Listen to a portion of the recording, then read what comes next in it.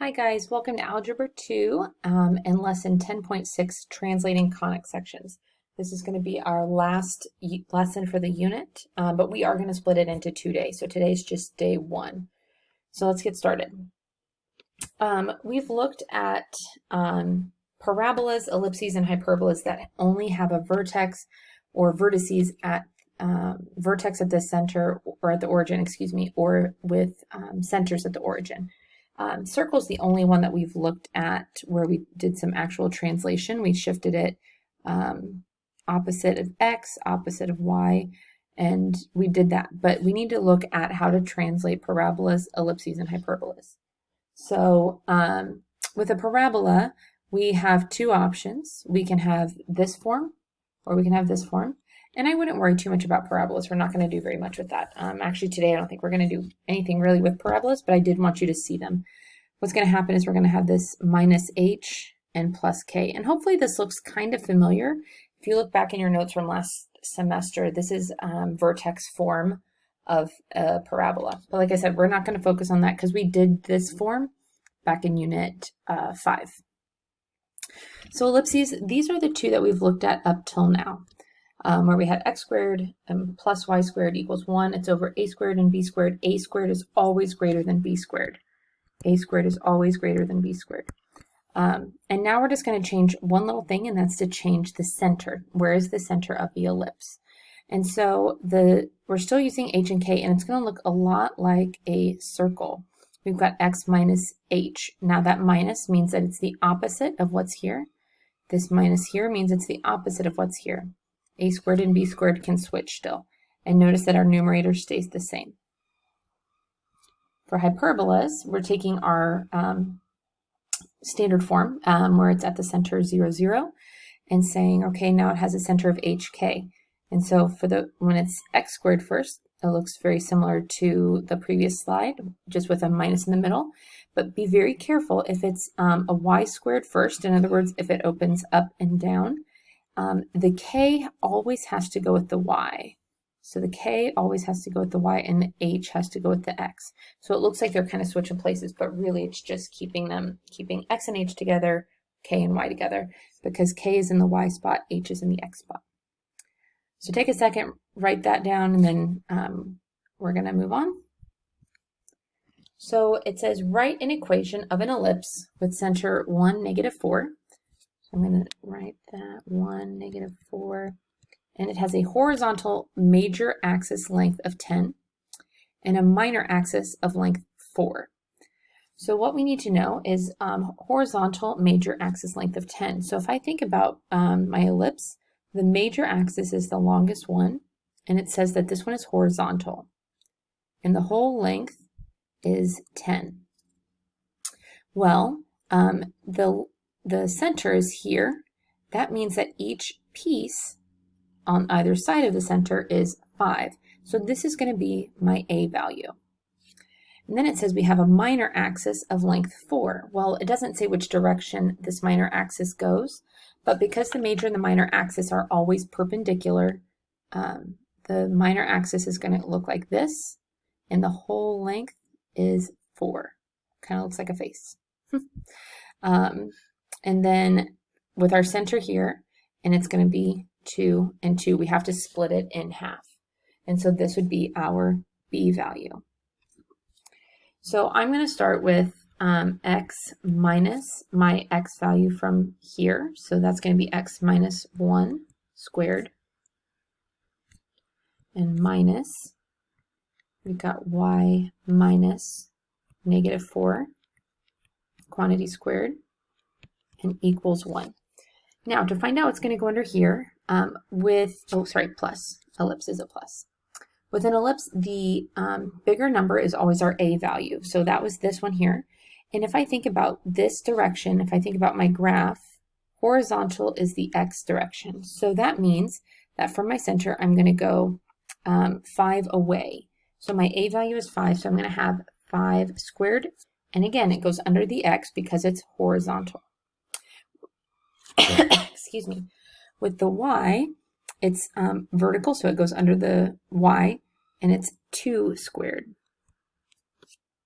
So our final answer will look like this: x minus 1 squared over 25 plus y, go ahead and combine those to make a positive, y plus 4 squared all over 4 equals 1.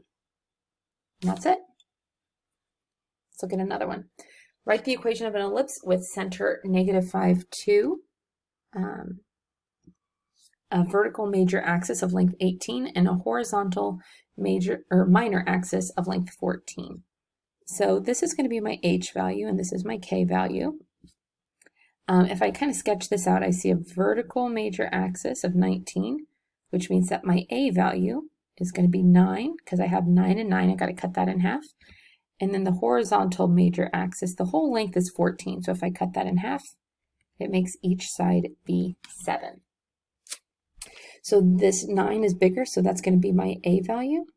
7 is smaller, so it's going to be my b value. So starting with my center, I've got x minus -5 quantity squared plus y minus 2 squared and equals 1. So then I have to look at my a's. My a was 9, and it was in the y direction because y is vertical. So it's going to be over 9 squared. The horizontal is going to be over 7 squared. Rewriting that, it's going to be x plus 5 quantity squared over 49 plus y minus 2 squared over 81 equals 1. And this would be our final answer. So that's ellipses. Let's look at hyperbolas. So write an equation of a hyperbola with vertices 2, -1 and 2, 7, and foci 2, 10 and 2, -4. So this one looks a little bit confusing because I did give you a graph. It doesn't say to graph in there, but I included the graph for kind of a reference so that we could kind of graph our points and see what's what. So I'm going to put my vertices on here: 2, -1 and 2, 7. So those are vertices. And then I've got these foci of 2, 10, which that's off the chart, but that's okay, and 2, -4. So vertices are always a, and so I can find my value of a by, well, actually I can start by finding my center because these are the same distance from the center. So if I count how many spaces there are between here and cut it in half, it's going to give me the center. In this case, if I go 1, 2, 3, 4, and let me check 1, 2, 3, 4, this is going to be the center of my hyperbola. So my center is at the point 2, 3. And so then my a value is 4 because the vertex is 4 away from the center. So my a value is 4. The only other thing I need is b, but in order to find b, I have to use my foci. And so I'm going to look at how far away are my foci from the center. They are 1, 2, 3, 4, 5, 6, 7 away. So that's my c value. And then remember the formula for the foci of a hyperbola is a squared plus b squared equals c squared. So I'm going to have 4 squared plus b squared equals 7 squared. Doing all that, I get 16 plus b squared equals 49. And then I got to subtract 16 to both sides. I'm going to get b squared equals 33. And I don't need to take the square root of b because when I write, or of 33, excuse me, because when I write the formula, it's over b squared. And so that's how I know that I don't have to worry about what that is. All right, so writing our formula, sorry guys. Our formula would look like x minus the x coordinate of our center, x minus 2 squared, minus y minus 3 squared. And then actually back up. JK. Sorry, I didn't pay attention. We got to think about which direction this is opening. So if my vertex is there, it means it's opening up, down, not left, right, which means that our y has to go first. Sorry. So we've got y minus 3 squared minus x minus 2. Notice again that I did pay attention to, like, the 2 is in the x position, so that goes with x. It doesn't go in the first set of parentheses. All over, and equals 1. So our a value is 4, so I have over 4 squared, which is 16. And then b squared, which is 33. And some of you might be a little bit weirded out that b squared is larger than a squared, but remember that in a hyperbola, the b squared can be larger than a squared. It's not that a squared is always greater than b squared. All right, one more.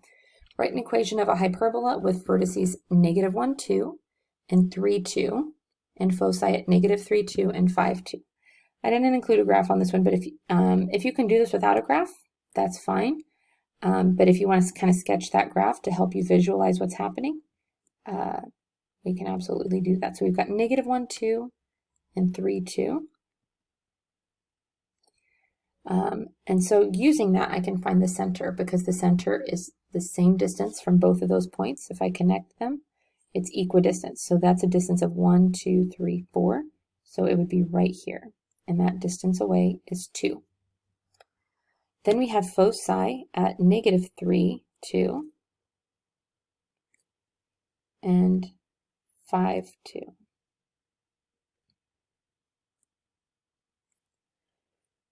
So our center is going to be at 1, 2. Our a value is the distance of the vertex from the center, so our a value is 2. And our c value is the distance of the focus, or the foci, from the center. And that's a distance of 1, 2, 3, 4. We've got to find our b value. So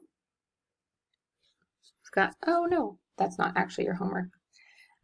It's 2 squared plus b squared equals 4 squared. So that's going to give us 4 plus b squared equals 16. And then we would subtract 4 from both sides. And then we would get b squared. Goodness gracious. B squared equals 12.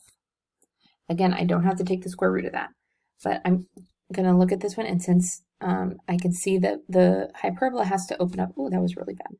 The hyperbola has to open up around the vertices, or excuse me, around the foci. So that means this one has to open left, right. So x is going to go first. I'm going to get x minus 1 squared minus y minus 2 squared all over equals 1.